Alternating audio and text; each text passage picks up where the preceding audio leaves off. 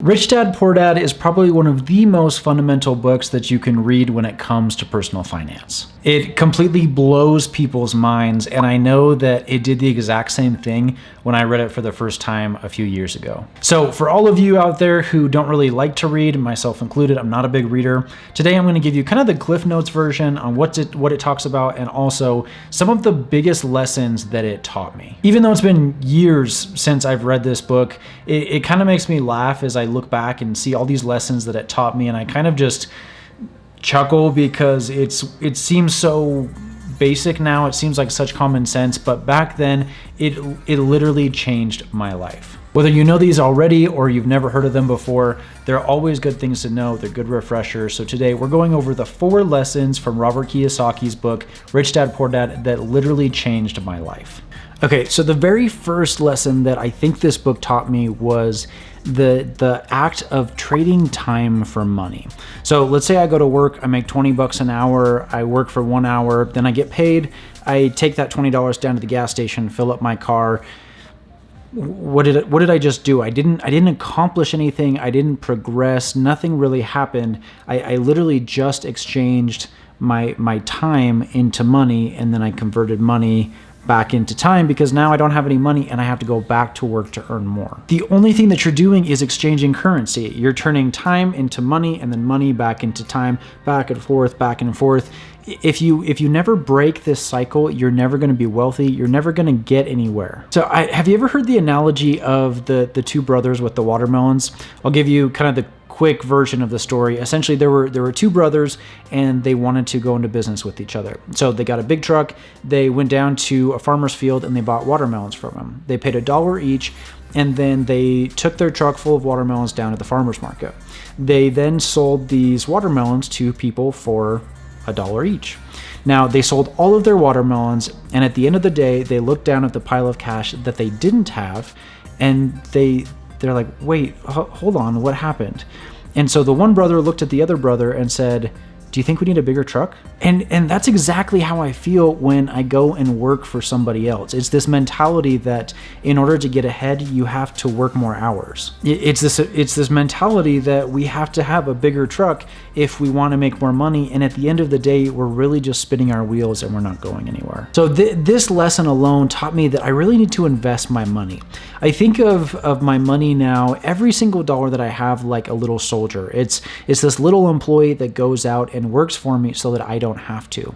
It's a great employee because it doesn't ever require payment. I don't have to give it a paycheck. It never gets tired. It never gets sick. It works on weekends, and it doesn't ask for holidays off. In fact, this little soldier works 24/7 to work as hard as it possibly can to earn me more money. Number 2 is understanding how money works. This book absolutely helped me understand the need for financial literacy. Obviously, this should be no surprise. I love talking about personal finance. This is obviously one of the biggest reasons why I made this channel in the first place. The second reason I made this channel is so that I don't drive my wife crazy talking about money and finances all the time. So if you think about it, this is actually just a way to save my marriage. When Robert Kiyosaki talks about this in his book, it literally like blew my mind because it makes so much sense. I don't know why people don't talk about this sooner. People literally spend their entire lives going to work and going to earn money. And so it kind of makes no sense that we don't talk about money more and the way that it works. If we're working so hard to earn it, why do we not pause and just take a step back to understand how money actually works? I think it was Abraham Lincoln who, and this may be wrong, totally wrong, I think it was Abraham Lincoln who said, if I had the task of chopping down a tree and you gave me 5 minutes to do it, I would spend the first 4 minutes of it sharpening my axe. There's so much value that comes from preparation and just taking a step back, taking the time to figure out how money works, because if we're going about it the wrong way, if we're not looking at it in the right light, then we may be chasing after something that we don't fully understand and therefore having wasted effort. The third lesson that I learned, I can't use my fingers today. The third lesson that I learned is this one. I thought it's pretty profound actually, and it says that rich people play to win and poor people play not to lose. Ever since we're young, we go to school and we're taught that failing is a bad thing. If we turn in our homework assignment, we get it back, and there's a big fat red F on the front, and it failed. You failed. You're a failure. You didn't accomplish the task. When we get this grade back, we kind of feel like it's the end of the world, and there's no hope for us because we did our worst, and there's nowhere that we can go from here. But you see, wealthy people don't see it that way. In fact, they use it as a learning experience to fail forward. Wealthy people understand that it's okay to fail and make mistakes because it doesn't mean anything. The only thing that it means is that now it's time to maybe pivot and choose a different direction to focus on. The thing that drives me crazy is so many people have this scarcity mindset. They're like, I've only got this little amount and I can't risk losing it. If I lose it, that's everything I have. It'll be gone and I'll have nothing left to go off of. But the thing you need to realize is what are you potentially missing out on because you're not willing to take that chance and go for something bigger. If you never go out and buy that first rental property, if you never go out and start that business, you don't give yourself the opportunity to fail, but you also don't give yourself the opportunity to succeed, and you just stay put. You stay right where you're at. I think about starting this YouTube channel, for example. It is exhausting. It is so much work, and most of the time there's not very much reward for all of the time and the hours and effort that I've put into this. Now, could I quit and fail? Yeah, absolutely. But even at this point, there's so much more good that has come out of this. The networking that the people I've met, the opportunities and the experiences that I've had because of this channel, the people I've been able to meet and interact with, it's been an incredible experience. Do people criticize me and ridicule me on the internet? Absolutely. Because I'm so public with everything that we're doing in our finances, like we get criticized all the time and say, oh, that's stupid, or why would you do that?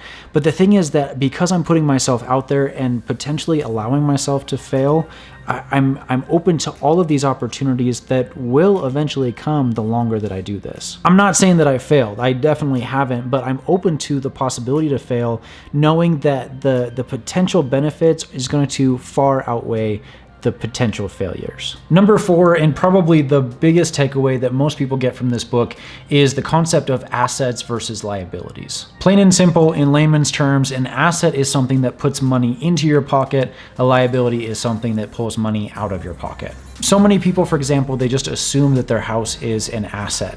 And in fact, a lot of people believe that their home is their biggest asset, which is kind of terrifying if you think about it. If your home is your biggest asset, then this means that you're doing something wrong. You've got all this money tied up in your home and you're not investing it, you're not putting it into the market, you're not diversifying, it's just tied up in this one property. Your home literally takes money out of your pocket every single month. It doesn't pay you, and therefore it's not an asset. Poor people purchase liabilities first. These are things like homes, cars, toys, brand new iPhones. These are all kind of the fun things in life that you spend your hard-earned money on, and they don't pay you. They don't put cash into your pocket. Rich people, on the other hand, they purchase assets and they use the money earned from the assets to buy their liabilities, to buy the houses, to buy the cars, the toys, and all the iPhones. And that's one of the biggest reasons why this whole channel is devoted to real estate and building up your portfolio, because we want to have that lifestyle. We want to have the cars, we want to have the toys, we want to have the freedom to travel and go wherever we want without being tied to someone else's paycheck and a job. So we're purchasing real estate so that we can have these performing assets that put money in our pocket every single month, so that we can have the toys, we can have the freedom, we can do everything that we want. This is such a basic concept. And again, this is one of those things that just kind of makes me laugh as I think back on it, because now I kind of can't get my brain to think in any other way. Because of this principle, actually, the very first home that I bought did turn out to be an asset. I did a house hack. I bought a house, rented it out to my friends and a couple other roommates, and at the end of the month, my house was completely paid for. And in fact, it actually made me a little bit of money every single month above and beyond the mortgage and all the expenses. So therefore, it was an asset. If you're curious about that video or kind of how to do something like that yourself, I'll go ahead and link a video down in the description for you. So those are the top 4 lessons that I took away from Robert Kiyosaki's Rich Dad, Poor Dad. If you haven't read the book, I highly recommend it. It's got a good story, but the underlying principles are definitely the key takeaways that you really should learn. If you don't don't have a copy of that book, I'll go ahead and link it down in the description below. Highly recommend that you read it. The next video that I want you guys to check out is the video that I talked about earlier, which is house hacking. And that's how I was able to take one of people's main liabilities and turn it into an asset that allowed me to live for free and make money and eventually roll that into more and more properties. So I'll link that video up here somewhere. Check that out. Until next week, I'll see you guys. Thanks for watching.